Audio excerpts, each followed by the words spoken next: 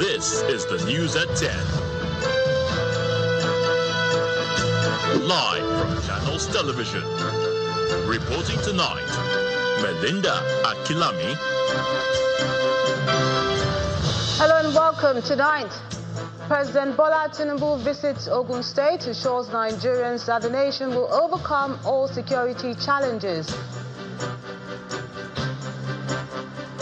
Fresh violence erupts in Jos South local government area of Plateau State as gunmen kill 3 people and injure another.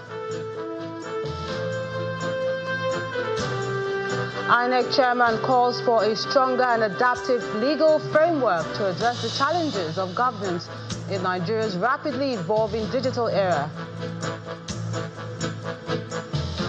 And United Nations watchdog voices deep concern as Iran reports new attacks on nuclear plants.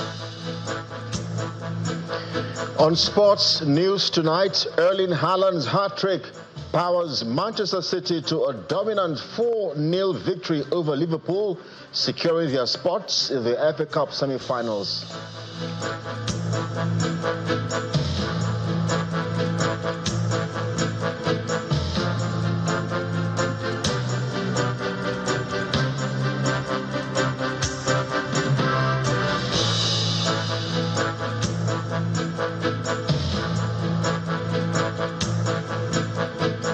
President Bola Tinubu has reassured Nigerians that the war against banditry and terrorism will be won despite the current challenges.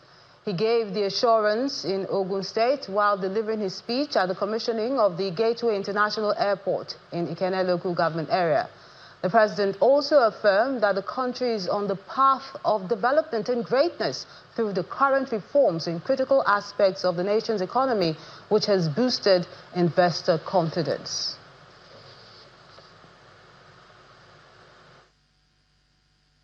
Our investment is about our people. The infrastructure underscores the faith that we have in our country. They believe that today's foundation is for tomorrow's prosperity. Thank you all for the understanding. I stand before you a very grateful Bola Ahmed Tinubu. The God has endowed a great country and is liberating us from the past mismanagement, the lack of vision. We are back again as a nation, well respected, highly recognized, and with beautiful commitment to the future, today, tomorrow, and thereafter. The development of additional vehicles strengthen our resolve to protect lives and property. We will win over banditry and terrorism. I give you the assurance that we will invest more in our people. In Plateau State, 3 people have been killed and 1 person injured in a fresh attack in Jos South local government area. Eyewitness accounts indicate that the victims are part of a group of about 15 youths returning from a mining site on Good Friday when they were ambushed by gunmen.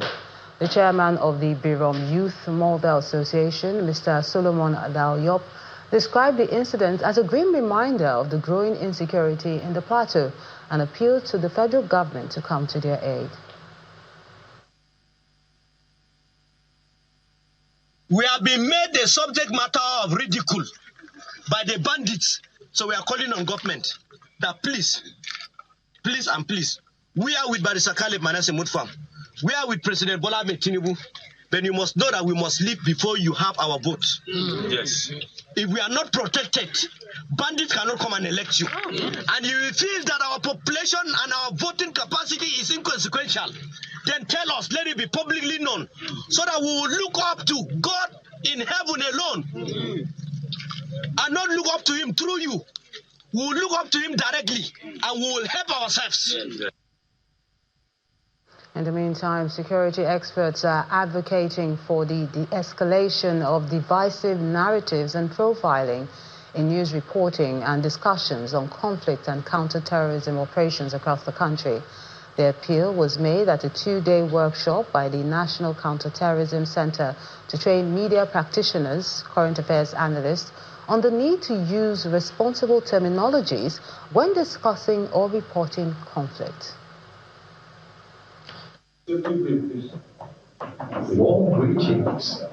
Security experts, the media, civil society groups, heads of security agencies and heads of diplomatic missions are attending this workshop at the National Counterterrorism Center in Abuja.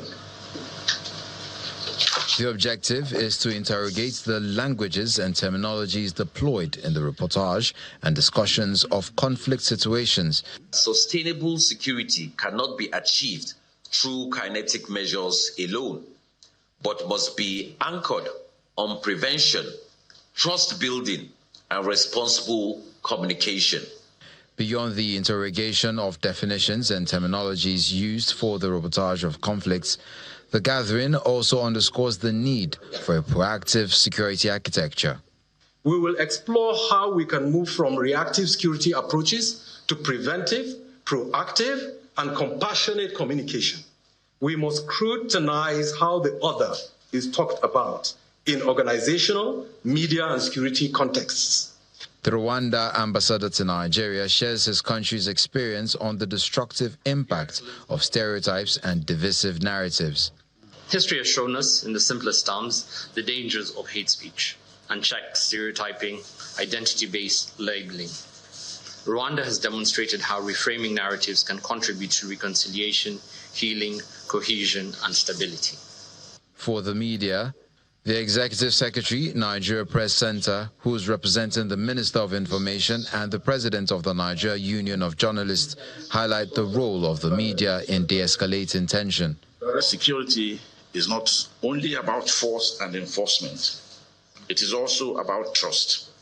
It is about ensuring that citizens see themselves as partners in the effort to keep the country safe. This is why the issue of terminology is so important. We must, therefore, promote accuracy in language. As journalists, we have to be up and doing. We have to be professionals in whatever we are doing. By doing that, we have to be balanced, and at the same time, we need to also look at the story and prioritize issues of interest, national interest, and national security in whatever we are doing. The two-day dialogue is expected to produce recommendations that will assist media practitioners, security agencies, and current affairs analysts to use responsible terminologies for reporting or analyzing conflict situations. To other matters now, the chairman of the Independent National Electoral Commission, INEC, Professor Joash Amufuto, has called for a stronger and adaptive legal framework to address the challenges of governance in Nigeria's rapidly evolving digital era. He made the call while delivering his opening remarks at the 47th Founders' Day lecture of the Nigerian Institute of Advanced Legal Studies at the University of Lagos. Our judiciary correspondent, Shola Shueli, has this report. The 47th Founders' Day lecture of the Nigerian Institute of Advanced Legal Studies attracted judges, senior advocates, public office holders, royalty, and other distinguished guests. The chairman of the Independent National Electoral Commission, INEC, senior advocate of Nigeria, Professor Joash Amufuto, who also doubled as the chairman of the event, spoke to the theme, participation, rule of law, and accountable governance in a digital era, and the need for forward-looking legislation. The opportunities for participatory governance have expanded significantly.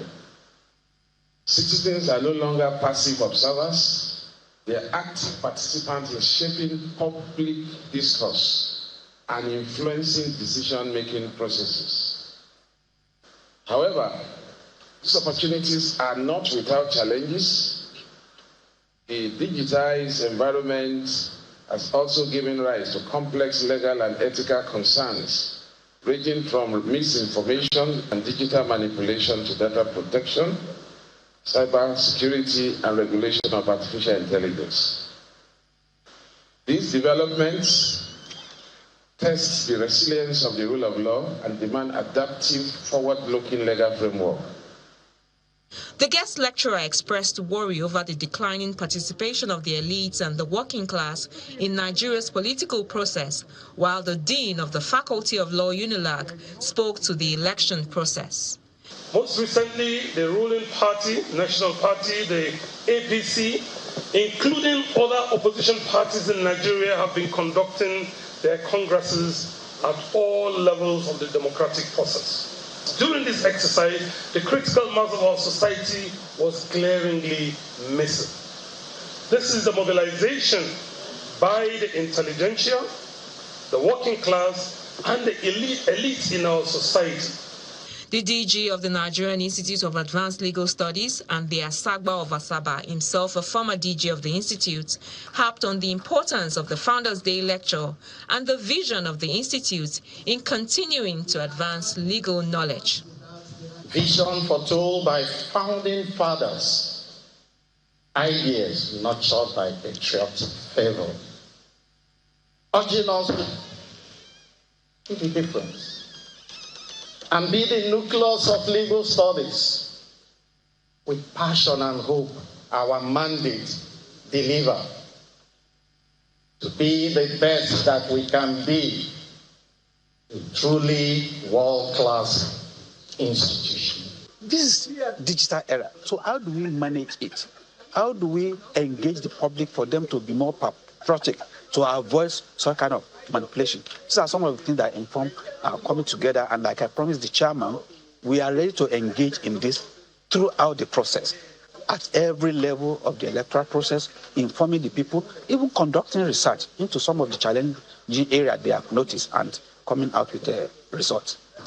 The leadership of the Nigerian Institute of Advanced Legal Studies has also appealed to the Attorney General of the Federation to further support the completion of the Institute's permanent headquarters in Abuja. Shola Sheyeli, Channels Television News.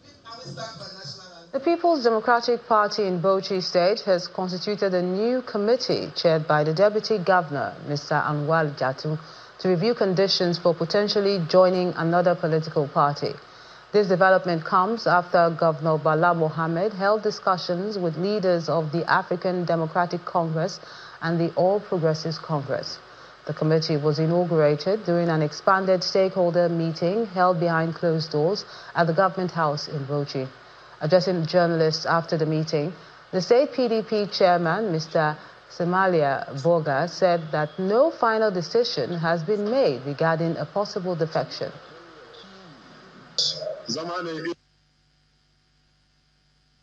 We are on course in trying to see to where we are going to go, looking at what happens to our party, the People's Democratic Party, and other smaller parties that are trying to be strong.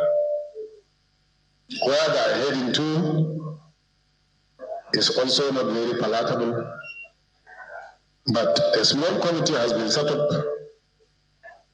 to look into every possibility. And I'm assuring you, this committee is to have interface with all the possible political parties that are coming. Those that meet the conditions that are going to be raised by this committee will be the one that we are going to pick. In part two, after the break, APC members in Kwara North restate the need to zone the governorship slot to the area come 2027. That's in a moment. Do stay with us.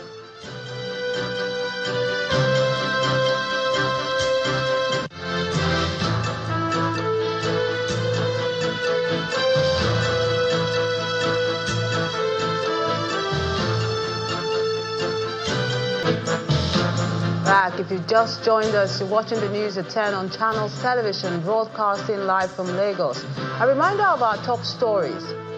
President Bola Tinubu visits Ogun, assures Nigerians that the nation will surmount all security threats despite the current challenges. Fresh violence erupts in Jos South local government area of Plateau State as gunmen kill 3 people and injure another. INEC Chairman Professor Joash Amukito calls for a stronger and adaptive legal framework to address the challenges of governance in Nigeria's rapidly evolving digital era. Our United Nations watchdog voices deep concern as Iran reports new nuclear attacks on its lands.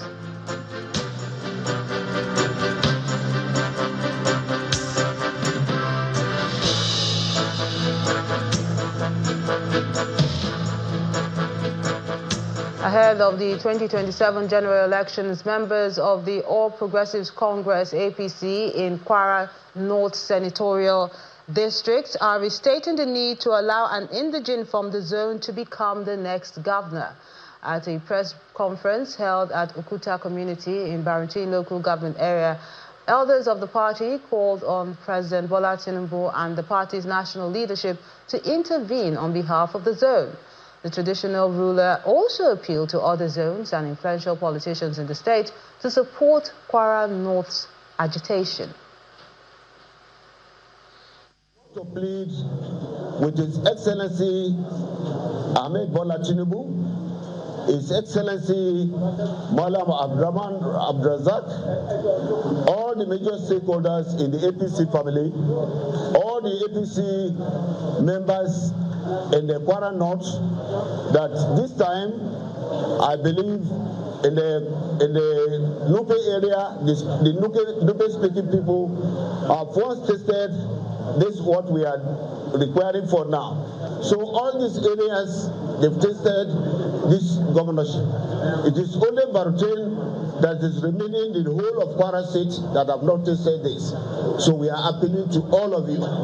We are appealing to all of you to please give us this chance. This is the time that Bauchi should have a governor. This is the time that Bauchi should develop. This is the time that the whole of Kwara should develop, and this is the time that Kwara North should develop.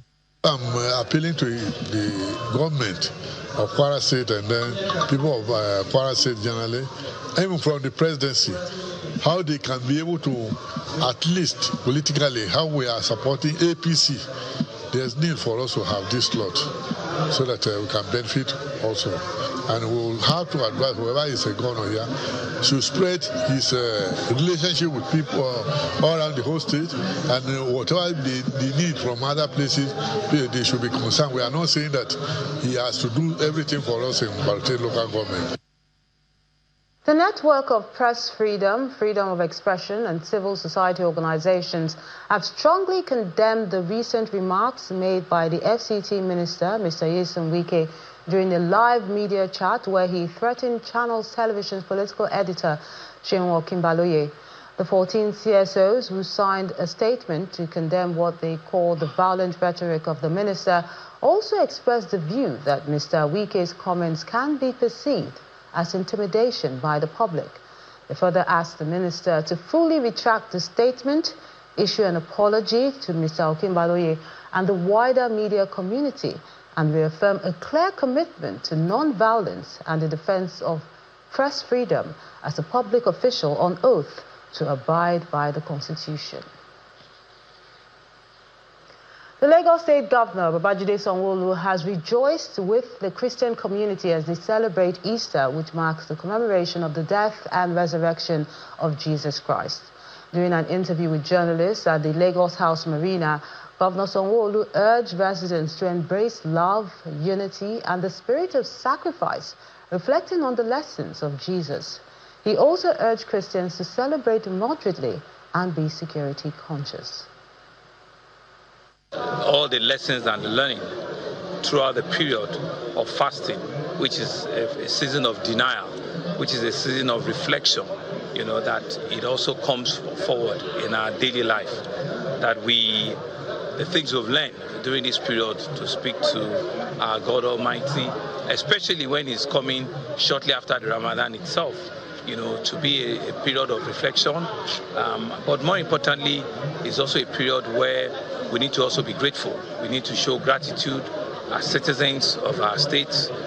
We need to begin to see the blessings of the season as a season of love, as a season of happiness, and all of the preachings and the teachings that have been taught during this period, of ensuring that you are your brother's keeper, of giving, of ensuring that you love your neighbor as yourself, but also ensuring that you keep a community that is for everyone. There are a few security issues here and there. Our hearts are to our citizens that are being killed needlessly in Plateau, in other parts of the country. And Mr. President has given a commitment that he will face, he will face it frontally, and he will give it everything that he has. And we can only but just wish him well. So we as Lagosians, yes, we could say that it's a safe, it's a secure environment, but let us also still be our brother's keeper. Let us watch. Let us be able to ensure that we keep a safe and secure environment for ourselves. Let us go out and enjoy, but enjoy with caution. But understand that everything, not too much of everything, and let's just flourish in the season. Meanwhile, in Kaduna, Governor Uba Sani has called on citizens to embrace faith, unity and hope. In his Easter message, Governor Sani described the season as a time for reflection on the sacrifice, crucifixion and resurrection of Jesus Christ, emphasizing its enduring message of redemption and renewal. He noted that the Lenten period, marked by prayer, fasting and self-denial, provided an opportunity for spiritual growth and a recommitment to compassion, humility and service. He urged residents to rise above division and embrace reconciliation, stressing that peace and unity are achievable through collective efforts. The controversy over the relocation of displaced residents of Makoko is gaining attention amongst Lagosians. While environmentalists criticize the authorities for displacing them, some community leaders laud government for planning a permanent spot for the affected residents. But the traditional ruler who spoke during a press conference at the Makoko area of Lagos State calls for a quick response to their plight. Makoko is seen as an informal settlement along the Third Mainland Bridge, located on the coast of mainland Lagos. Residents here are predominantly fishermen. Makoko comprises 6 individual villages, out of which 4 are floating communities. The environmental and safety challenge confronting the area has over time prompted the Lagos State government to consider relocation for the people of Makoko, who are mostly migrants from Benin Republic and Togo.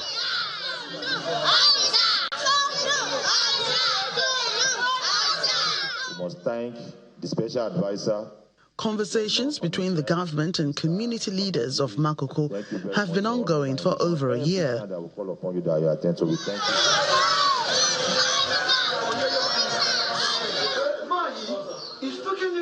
Having realized that they cannot win the government over, traditional rulers in Makoko have agreed to align with government's plans to relocate them to Agboa area of Lagos, as they appeal to the Lagos State government to fast-track their compensation and relocation because of the rainy season. The government are not saying that they are going to demolish, evacuate Makoko, but they are going to give us a water seat in the Makoko, but will not contain all of us. Definitely they will relocate some people. So the people they want to relocate, they are still there sleeping in the canoe. You understand me? When they mention about the relocation, we agreed. So they should answer us quickly. Lagos, they talk to us. Set back to the power line. And we are not respect the law of the Lagos State. That is why Lagos State came and demolished us. But we plead for them There are contentious issues prompting this relocation. We have been here for almost 100 years. Some of our people are sleeping inside the canoe because they have nowhere else to sleep. We appeal to the government. The rainy season is here. Please help us to get a space and call the community leader to show us where we are relocating to. The government said loud and clear that they are the original owner of the land. So there's nothing we can do. Olota is one that give all of us, crown us, give us a title. So who are saying Olota is nothing? So we are pleading them to. They are our father. To help us talk to the Lagos State government. The two fathers we have is Olota and the Lagos State government. The Lagos State Special Advisor on Enterprise, Geographic Information Systems and Urban Development, Mr. Olajide Babatunde, says the government is not wiping out Makoko community, but rather working towards a water city project aimed at transforming the informal stilt community into a modern, climate-resilient, water-based settlement. Agbowa-Ikosi in Ikorodu area is a rapidly developing town located in the Epe division of Lagos State, serving as a key residential and investment hub with significant dry land. Okobaba sawmillers moved by the Lagos State government in 2024 are currently occupying the Timberville homes in Agbowa-Ikosi, the same location suggested by the government for the people of Makoko. The area features mixed-use development, including residential estates and agricultural land situated along the lagoon. Makoko community is where it is. We have not taught the community. We have only gone to where people decide. I mean, when you talk about urban sprawl, the urban area will grow. So if these things are not checked, they will grow uncontrolled. So it is the uncontrolled growth, sprawl, that has gone to the high tension, which we are now trying to push back. We are going to build houses on water, floating houses for the people of Makoko. We will also do a regeneration plan to bring life back, to have a rebirth of the entire Makoko area. Makoko is our responsibility, and we would not leave any stone unturned to ensure that the people of Makoko, have a better life. For the people of Makoko, the time is ticking, with high expectations that the Lagos State government will address their issues quickly or relocate them to Agbowa or Epe, as is being proposed.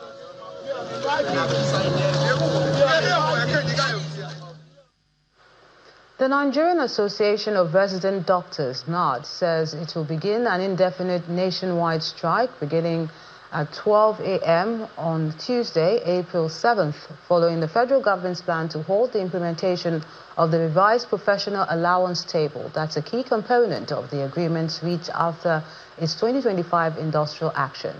The decision, which will again disrupt healthcare services across the country, was reached at the end of the association's virtual extraordinary National Executive Council meeting today.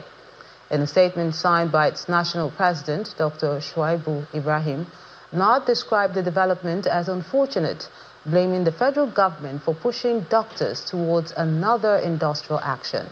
According to him, the crisis originates from the implementation of a revised professional allowance table negotiated between NARD and the federal government in 2025. He noted that although implementation was initially scheduled to begin in January this year, delays pushed the rollout till February. However, NARD alleged that the government is now planning to discontinue the process by April, a move the association says undermines trust and violates prior agreements. Still ahead on the news at 10, Nigeria's gross foreign exchange reserves dropped for the third consecutive week to $49.18 billion amid central bank's intervention in the forex market and external debt repayment. That's in a moment. Please join us again.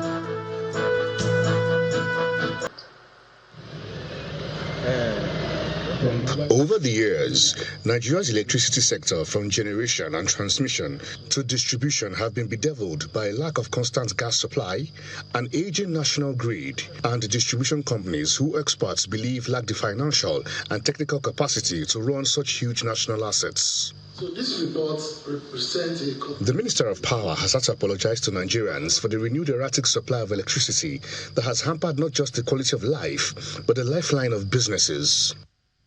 As the national grid collapsed 12 times in 2024 alone, and the 128 transmission towers were destroyed by vandals in the same year, with the federal government spending billions to repair and restore them. Frankly speaking, this has a negative impact on my business.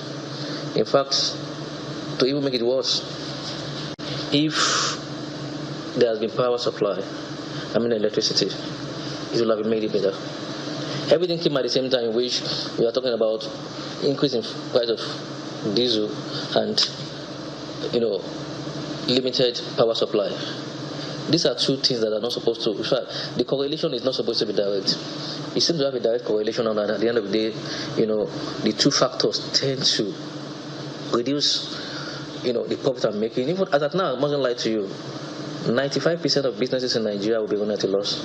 So the issue of electricity is a key factor in the manufacturing sector. If you want to kill the manufacturing sector, take away power and see what is going to happen. As the power sector owes generation companies 6.8 trillion naira as of February of 2026, growing by 200 billion naira every single month. However, the government's key drivers give updates on the efforts to inject life into the sector. The main issue we have today is gas supply shortage to the power plants. Like I mentioned before, 75% of our power plants are using gas, while 25% using water. If there is no gas supply, there is nothing the generating companies can do. Their turbines will just be lying fallow without being used. If you have a top-notch production line, factory machines, and you don't have raw materials, will you be able to produce? No. The Middle East crisis has caused global gas shortage.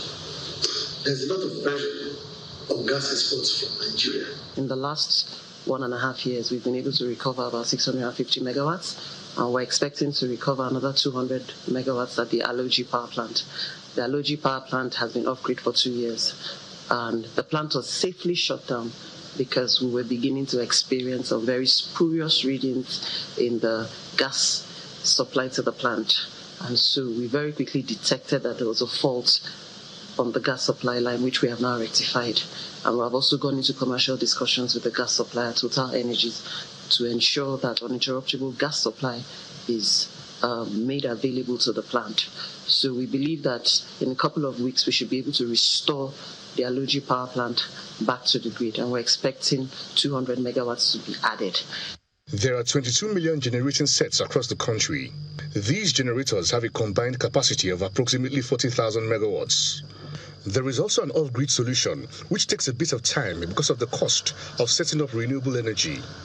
Exactly the 50 mini-grids that we are currently project developing to inject 288 megawatts of reliable capacity into the grid with storage capacity.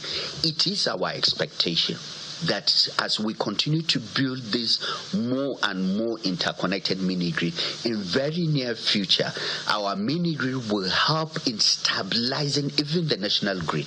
Because at the time when there is any fluctuation of generation, the battery storage capacity that we have can help in revamping and stabilizing the national grid. We identify all the communities that exist in Nigeria, from Lagos State, which we call the biggest community with about over 2.5 million households, to a community that only have 2 households. We have the data.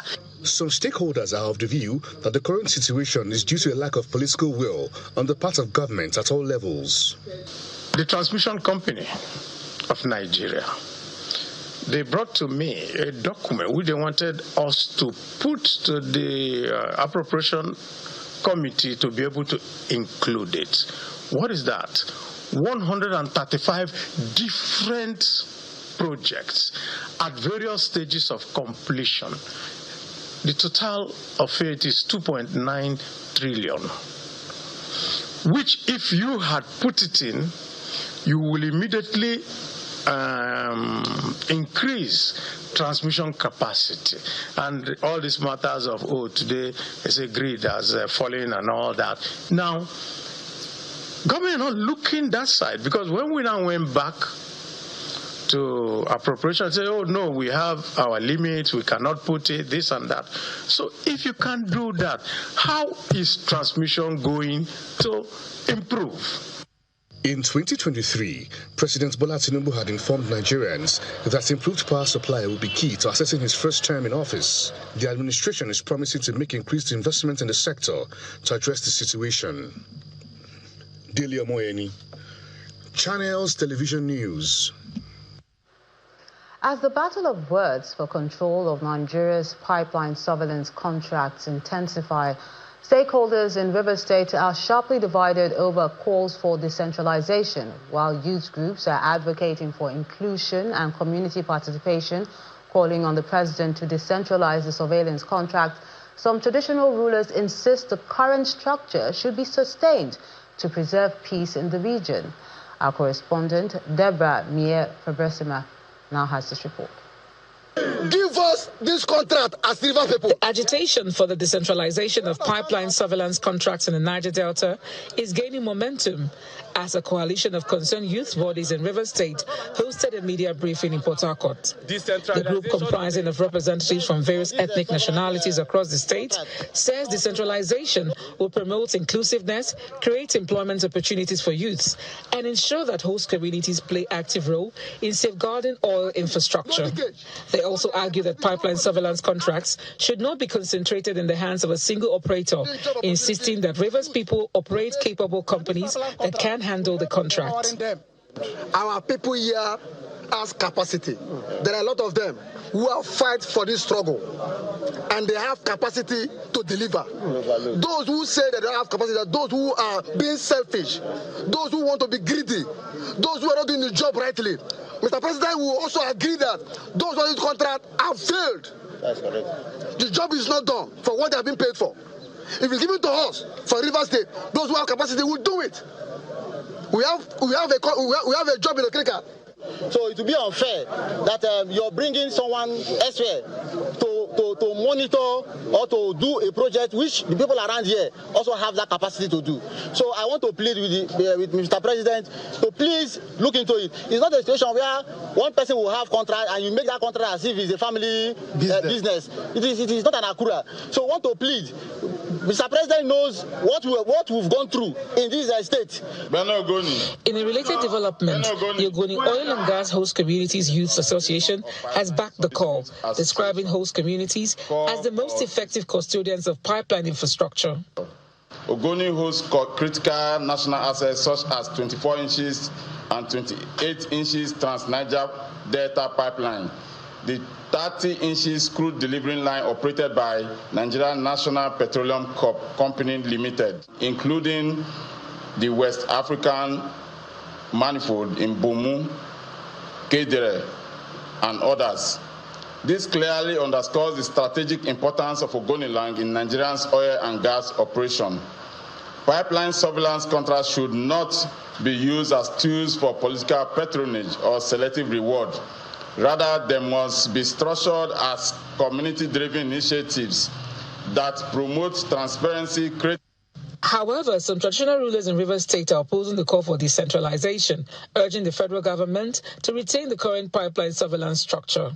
They say the existing arrangement has brought relative peace and stability to their communities, warning that any attempt to alter it could disrupt the gains recorded in pipeline security. We vehemently oppose the decentralization of the oil pipelines surveillance contract being handled by Tantita Security Services Limited. This is to avoid disorganization of the peaceful coordinations of the security surveillance operations of the oil facilities being enjoyed by our individual communities.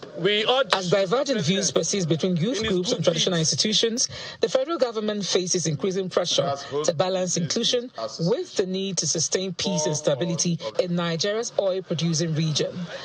Deborah Meyer Fiberasima, Channels Television News. As part of efforts to enhance the capacity of security operatives, the Lagos State Security Trust Fund has organized a 2-day statewide training for security personnel. Speaking during the exercise at the Bagada area, the executive secretary of the board explained that the initiative, the first of its kind, is designed to equip officers with modern-day policing tools and align their operations with international best practices. A capacity-building exercise for senior cadre security operatives in Lagos. The heads of all security agencies are present. They converge at the instance of the State Security Trust Fund, and the attendance is encouraging. Welcoming all to the interactive session, editorial members of the interventionist body speak on the need for the participatory tutelage. Policing or law enforcement of today, you have to have initiative. And you have to think outside the box. Lagos State remains the economic and commercial hub of Nigeria, with a population that continues to grow rapidly and a business environment that attracts millions of people daily. With this growth comes increasing complexity in managing security and maintaining law and order.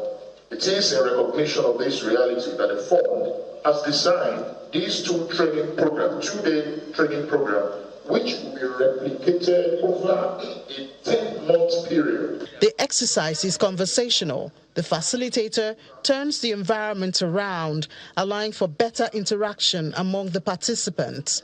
When you apply leadership in security operations, there are 4 things that you are expected to cover. The first one is safety and security, as we know. The second one is quality of what we do. The resource requirements, sometimes some of you have budget responsibility, some don't have. And the last one is the nature of the service that we deliver to the public. Some heads of security agencies in attendance speak on the need for regular training for personnel to meet up with recognized international best practices and procedures.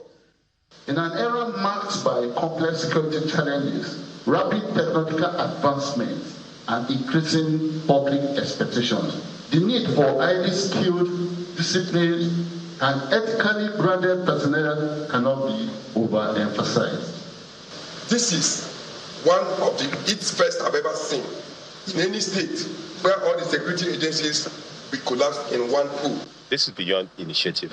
It's what I call a project in bringing out this project to form and bringing our officers at the lower level to come for joint training in ensuring that we continue to enhance the security architecture in the state. So there's no doubt that this is a new impetus to all we've been doing, and kudos go to the CEO and the Secretary of Lagos State Security Trust Fund for this project. As they exit the arena for their area of operation, no doubt the minds of these participants are more alert with handling of security. This is, however, expected to translate to a well-policed environment across Lagos State.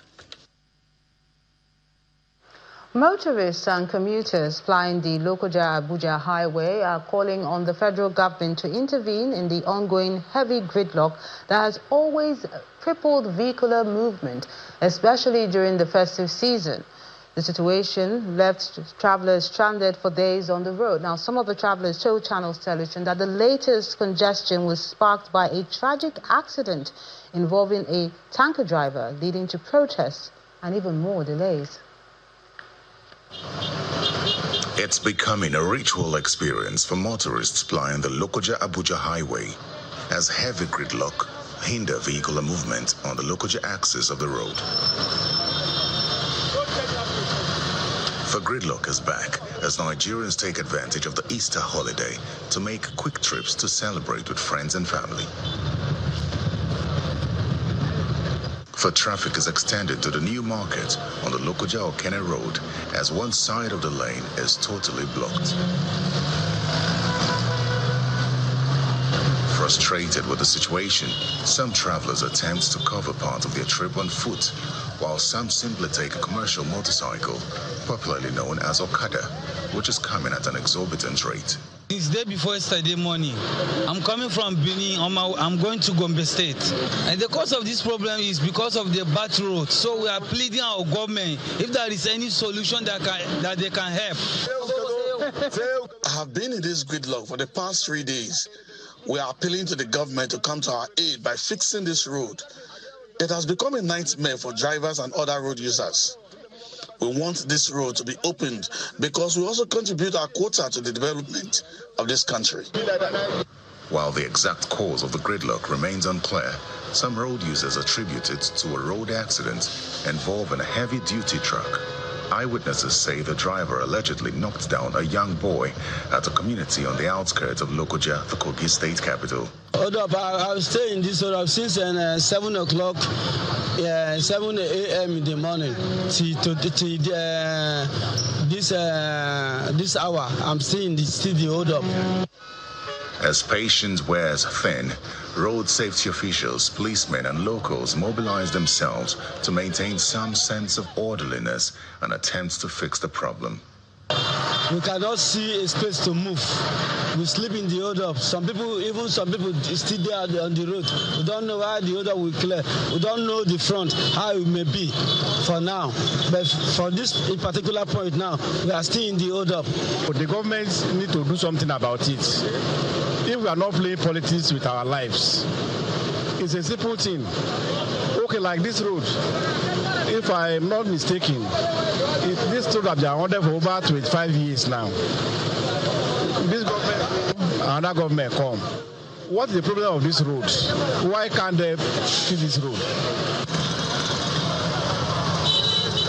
These commuters are hoping that the Easter celebration does not meet them on the road, as they hope to enjoy what is left of the celebration with their family and friends. The country's gross foreign exchange reserves declined by $260 million week on week to $49.18 billion as at April the 1st, and this marks its third consecutive week of decline. The drop in the external buffers was driven partly by the recent increase in CBN's interventions in the forex market and the external debt repayment. The sustained drop in the reserves comes against the backdrop of heightened global uncertainty linked to the Middle East crisis, which has dampened investor appetite for frontier markets and weighed on capital inflows. Central bank officials maintain that reserve movements are not linear and often reflect routine market operations rather than underlying fragility. Meanwhile, the central bank plans to auction a 3.95 trillion naira in treasury bills in the second quarter of this year, starting from Wednesday, April the 8th. According to the Apex Bank's latest NTB issuance calendar, the projected net issuance amounts to 750 billion naira after the financial market regulator settles 3.2 trillion naira in maturing bills by the end of June. Highlights of the second quarter T-bills calendar shows that the issuances are expected to be conducted in 6 sessions over the next 3 months. The Petroleum Products Retail Outlets Owners Association of Nigeria, Petron, has asked the federal government to increase the country's pipeline security architecture as part of efforts to boost domestic crude oil production. Petron made this recommendation in a statement released and signed by its president, Billy Gills Harris.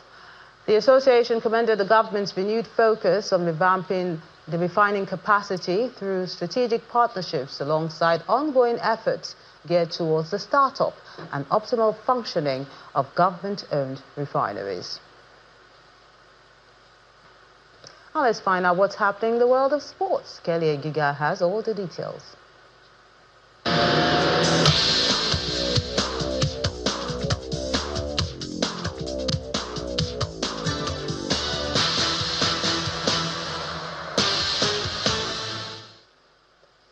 Many thanks indeed, Melina. Let's get things started now. Erling Haaland's hat-trick. He hit a hat-trick as Manchester City thrashed Liverpool 4-0 to reach the FA Cup semi-finals and increase the pressure on Reds boss Arne Slot. Haaland netted twice late in the first half of the quarterfinals at the Etihad Stadium and completed his treble after the interval following an Anton Semenyo strike. With Liverpool trailing by 4, Mohamed Salah had a penalty saved by City goalkeeper James Trafford to compound a miserable afternoon for the under-fire slot. City's ruthless performance took them into the FA Cup semi-finals for an 8th successive season. And just like Liverpool, Arsenal has also crashed out of the FA Cup quarter-finals as Southampton produced some cup magic to beat the Premier League leaders 2-1. Mikel Arteta's team put in another team performance as the Saints sensed and took the opportunities with goals from Ross Stewart and substitute Shea Charles. In the other game, Chelsea booked their place in the semi-finals of the competition after thrashing League One side Port Vale 7-0 at Stamford Bridge. Joel Hato, João Pedro, Tosin, Andre Santos, Estavio and Alejandro Garnacho were all on target, as well as an own goal from Jordan Gabriel. In the meantime, Chelsea also booked their place in the semi-finals of the FA Cup. Well, we told you about that just a moment ago. Away now from the FA Cup, the chairman of the Nigeria Premier Football League, Benga Elegbeleye, is applauding the growing unpredictability. He's applauding the growing unpredictability of the Nigeria Professional Football League. He was speaking during a media parley in Abuja. He knows that with 6 match days remaining, the level of the competition has made it difficult to determine both the eventual champions and teams that will be relegated. That's why the number of away victories this season is remarkable. Team on about 17, 18, by way of point differentials, compared to the 1, 2, 3, 4, 5 teams on top, they still have the chance of winning the league. So it shows that the league is quite competitive. That's why you see every team want to fight to the wires, fight to the end. Even look at the team that are fighting to win. Now, you cannot be very certain which team will win the league this season. We cannot be certain. Yet, we are now on with 33.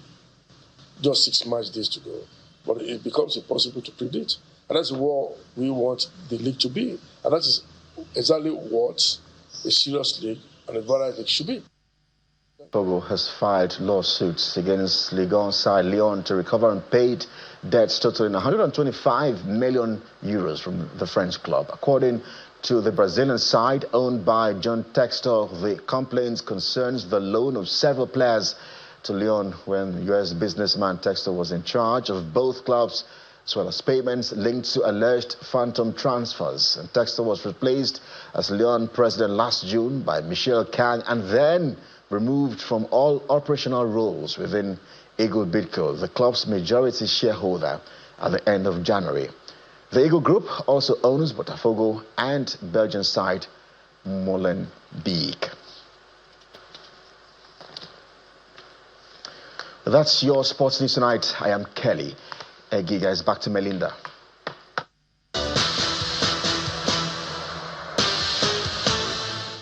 Many thanks, Kelly. Iranian officials have accused the United States and Israel of continuously targeting energy and other industrial sites. This is coming after an area around Iran's nuclear power plant was attacked for the 4th time, leaving one of the employees dead. Bushehr is Iran's only operational nuclear power plant and was completed with Russia's help. The International Atomic Energy Agency, that's the UN's nuclear watchdog, said it had been informed of the strike and had expressed deep concern about it. The United States and Israel is yet to confirm that it was carried out by them. Meanwhile, the United States and Iranian forces are searching for a missing American crew member after a U.S. warplane was shot down. The missing airman, a weapons system officer, was aboard a U.S. F-15 fighter jet that was downed in southern Iran. Reports say a pilot who was also on board has been rescued. According to state media, Iran says the warplane was shot down by its air defense system, and the U.S. Central Command is yet to comment on the incident. Iranian officials are urging citizens to find the missing crew alive and are offering rewards for their capture. US President Donald Trump says Iran has 48 hours to make a deal or reopen the Strait of Hormuz. And the main news again.